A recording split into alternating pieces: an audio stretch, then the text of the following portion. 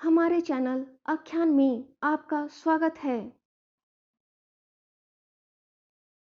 आज की हमारी कहानी है लफंगा भुटाऊ। तो आइए कहानी शुरू करते हैं। सावन का महीना अपने पूरे शबाब पर था।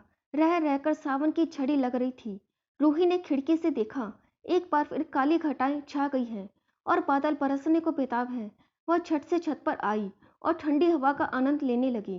तभी सावन की रिमझिम बरखा आनी शुरू हो गई। वह बारिश की हर फुहार का आनंद लेना चाहती थी। अचानक एक पल को नजर पास वाली छत पर बैठे राजू चाचा पर पड़ी, मगर चाचा की नजर तो कहीं और थी। वह देख तो रूही की ओर ही रहे थे, लेकिन उसके चेहरे को नहीं, बल्कि उसके जिस्म के उभारों को। बारिश के पानी ने एक 22 साल की लड़की के वस्त्रों को इस कदर उसके बदन से चिपका दिया था कि उस कमसिन लड़की के जिस्म का पूरा शबाब उभर आया था। वह भागकर नीचे आ गई। इधर उसके अचानक चले जाने से राजू चाचा की तंद्रा भंग हुई। अपनी सोच पर उन्हें शर्म आई कि जिस भतीजी को उन्होंने गोद में खिलाया है, आज उसमें उन्होंने एक जवान औरत देख ली। शायद वही औरत जिसकी कमी राजू चाचा की जिंदगी में थी। राजू चाचा ने शादी नहीं की थी। रूही भी अपने गीले कपड़े बदलने लगी। किसी भी शरीफ लड़की की तरह रूही को भी किसी के सामने ऐसी स्थिति में देखे जाना बर्दाश्त नहीं था, मगर यहाँ तो उसके सगे चाचा ने उसे ऐसी हालत में देख लिया था, या शायद जानबूझकर देख रहे थे। रूही कंफ्यूज थी। वह सोचने लगी कि शायद ये उसकी गलत फहमी है कि उसके चाचा उसकी और किसी और नज़र से देख रहे थे। वो तो उसके सगे चाचा हैं, उसके पापा के छोटे भाई। वो भला कैसे? वैसे भी उनकी उम्र हो गई है। राजू चाचा अकेले रहते थे, नौकरी में थे तो जहाँ नौकरी ले गई खुशी खुशी चले गए। अब जब रिटायरमेंट करीब आ रहा था तो रूही के पापा ने बोला, राजू ऐसा करो, अब इधर ही ट्रांसफ़र करवा लो अपना। मैं भी 3 साल बाद रिटायर हो जाऊंगा, बुढ़ापा साथ में कट जाएगा। राजू चाचा भी अपने बड़े भाई का कहना मान यहाँ आ गए थे। रूही के घर के पास वाला घर ही राजू चाचा का घर था।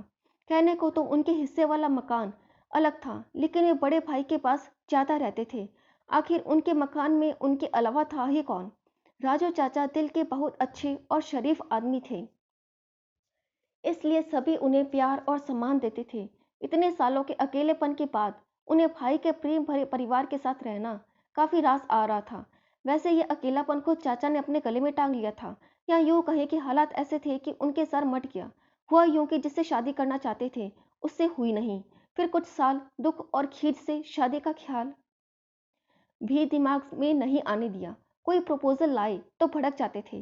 फिर कुछ साल बाद एहसास हुआ कि जिंदगी का सफर काटने के लिए किसी हम सफर की जरूरत होती ही है। लेकिन अब उम्र ऐसी हो चली थी कि किसी हम सफर का मिलना मुश्किल था। कुछ राजू चाचा स्वभाव से भी संकोची और सीधे थे, सो घर वालों को कुछ बता ना पाए। घर वालों को भी लगा क्या फायदा इनकी शादी के बारे में सोचकर, क्योंकि करनी तो इनको है नहीं। कुल मिलाकर कुछ किस्मत और कुछ अपने बनाए हालातों के कारण राजू चाचा अपनी जिंदगी की इस कमी को चुपचाप झेलते रहे। क्योंकि वो नहीं तो कोई नहीं वाली मोहब्बत की चादर चाचा सालों ओढ़े रहे, और स्वभाव से शर्मीले और शरीफ थे तो शरीर की प्यास को बिना शादी किए बुझाने की कभी हिम्मत ही नहीं कर पाए। अच्छा, एक चीज़ बड़ी विचित्र है हमारी समझ में कि हम सब सेक्स के ही तो नतीजे हैं, फिर भी हमने सेक्स को एक टैबू बना रखा है। कोई भी इस विषय पर खुलकर बात करने को तैयार नहीं है। हर नॉर्मल इंसान, चाहे वह स्त्री है या पुरुष है, सबके मन में सेक्स की चाहत होती ही है। यह सब तो दिमाग का खेल है।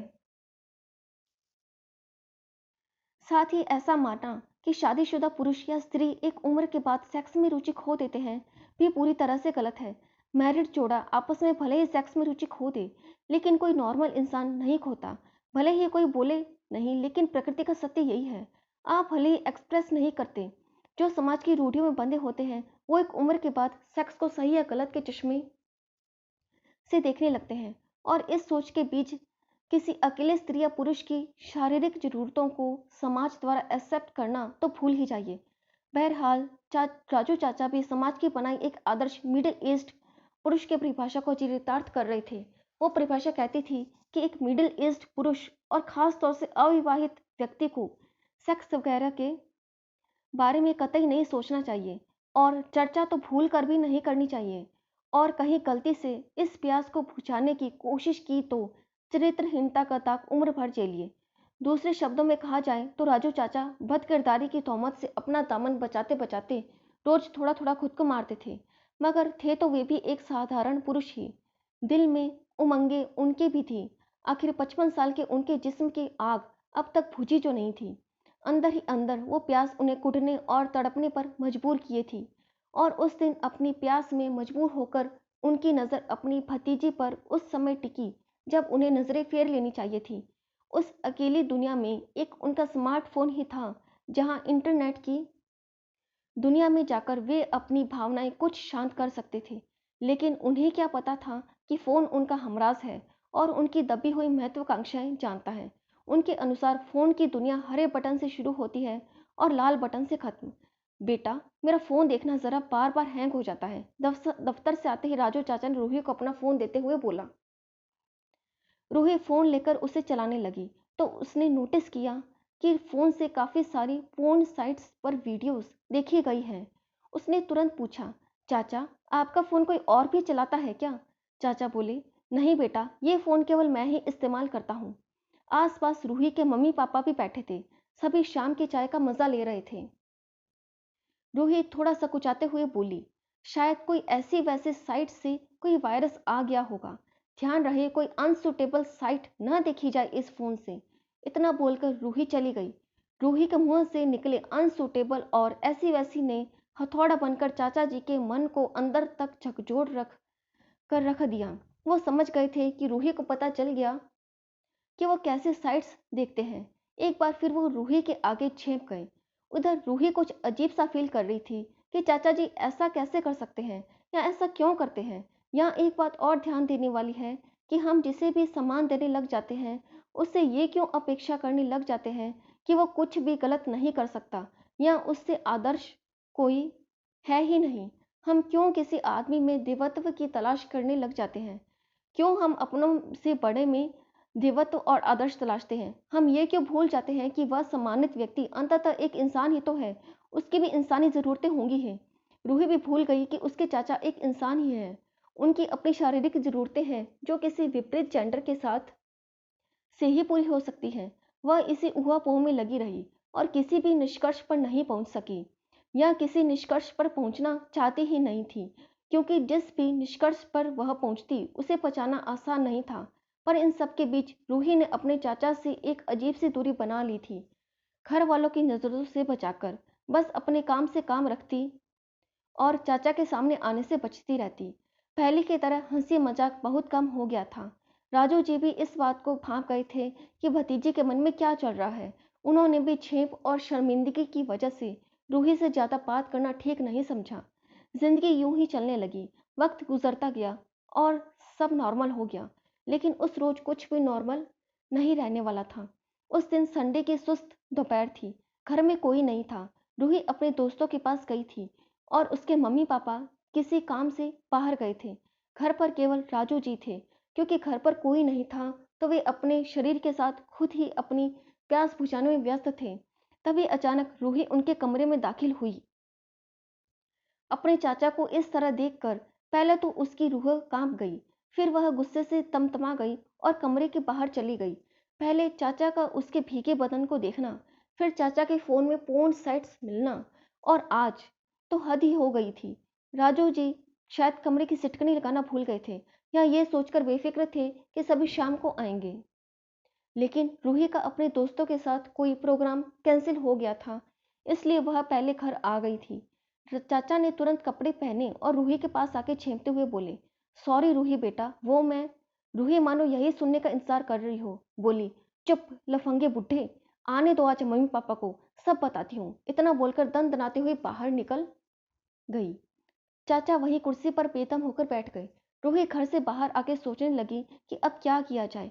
चाचा जी के साथ रहना मुश्किल हो रहा था। तभी उसे मोनिका मैम की याद आई। मोनिका मैम उसके घर के पास ही रहती थी और उसने रूही को स्कूल में पढ़ाया भी था। अपने चाचा को इतना कुछ कहने के बाद ना तो रूही को अच्छा लग रहा था ना बुरा। समझ ही नहीं आ रहा था कि क्या हो गया।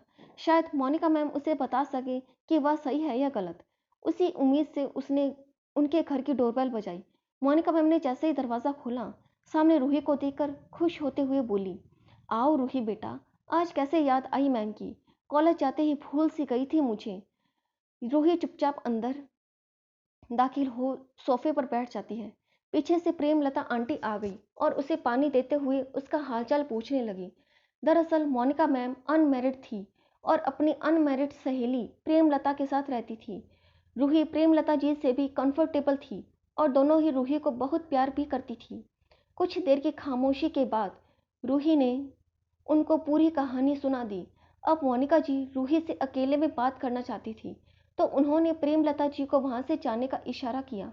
उनके जाने के बाद मोनिका मैम एक गहरी सांस लेते हुए बोली, तो क्या अब तुम यह सारी बात अपने मम्मी पापा को बताओगी? रूही बोली, जी हाँ, यही सोचा है, चाचा जी को भी बोलकर आई हूँ। मोनिका जी ने उसका सर सहलाते हुए पूछा, लेकिन बेटा ऐसा किया क्या है उन्होंने? रूही यह सुनकर चौंक गई और बोली, मैम बताया तो है अभी आपको उनके बारे में सब। मुस्कुराकर मोनिका जी बोली, बेटा क्या उन्होंने कभी तुम्हारे साथ या किसी और के साथ मिसबिहेवियर किया है? रूही ने न में गर्दन हिलाई।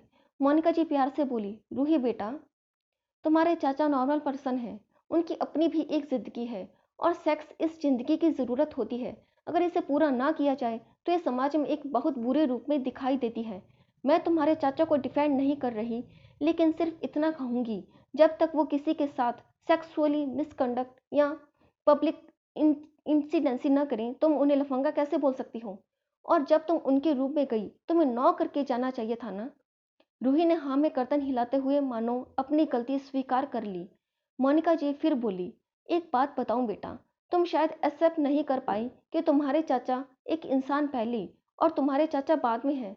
बेटा मैं तुम्हें आज एक सच और बताती हूँ, तुम मुझे भी पूरा सम्मान देती हो, शायद अपने चाचा से भी ज़्यादा। तुम्हारे चाचा की तरह मैं और प्रेमलता जी भी तो अनमैरिड ही हैं। सेक्स की कमी तो हमारे जीवन में भी है, लेकिन उसी कमी को हम एक दूसरे के जरिए पूरी कर लेते हैं। यह सब सुनकर रूही की आंखें खुली ही रह गई, फिर नजरें नीची हो गई। शायद अपनी मैम की फोन से इतनी बेबाकी सुनकर वह थोड़ी झेप गई थी। मैम आगे बोली, बेटा हम दोनों तो लकी हैं जो हमें एक दूसरे का साथ मिला। तुम्हारे चाचा के बारे में सोचो, वो तो बिल्कुल अकेले हैं। मैं और प्रेमलता काफी हद तक एक दूसरे के जीवन में मर्द की कमी को पूरा कर चुके हैं, इसलिए तुम्हें हम में वैसा कोई छिछलापन नहीं दिखा जैसा दुर्भाग्यवश चाचा में दिखा। लेकिन बेटा तुम्हारे चाचा के पास ना तो कोई इमोशनल सपोर्ट है और ना ही फिजिकल नीड्स को पूरा करने का कोई जरिया। उनके साथ तो बेटा आपको और भी सिंपैथेटिक होना चाहिए। रूही ने सच को एक्सेप्ट करने वाली एक गहरी सांस ली और शायद अपनी किसी गलती का एहसास भी हो गया। फिर बोली, तो मैम बताइए अब मैं क्या करूं? मोनिका मैम बोली, कुछ नहीं, just behave normally with him. और हाँ, जाकर सॉरी जरूर बोलना उन्हें कि तुम्हें उनके कमरे में नॉक करके आना चाहिए था। रूही मुस्कुराई और मोनिका जी से विदा लेकर अपने घर की ओर चल दी। लेकिन घर जाते ही वहां तो कुछ और ही कहानी हो रखी थी। मम्मी पापा आ चुके थे और हाथ में एक कागज लिए अवाक खड़े थे। उसके पापा बोले, रूही बेटा चाचा ने कुछ बताया क्या तुम्हें कि वे कहाँ जा रहे हैं? रूही कुछ बोल पाती इससे पहले ही उसकी मम्मी ने बताया, ये चिट्ठी डाइनिंग टेबल पर पड़ी मिली। इसमें लिखा है, मुझे माफ़ कीजिए मैं कहीं दूर जा रहा हूँ। रूही कुछ भी बोल नहीं पाई अपने मम्मी पापा को, और बस यही दुआ थी उसके मन में कि उसके चाचा जहाँ भी जाएं खुश रहें। आपको हमारी कहानी लफंगा बुढ़ाऊ कैसी लगी? कृपया कमेंट बॉक्स में अपनी राय अवश्य दें और हमारे चैनल आख्यान को लाइक, सब्सक्राइब एंड शेयर करना ना भूलें। धन्यवाद।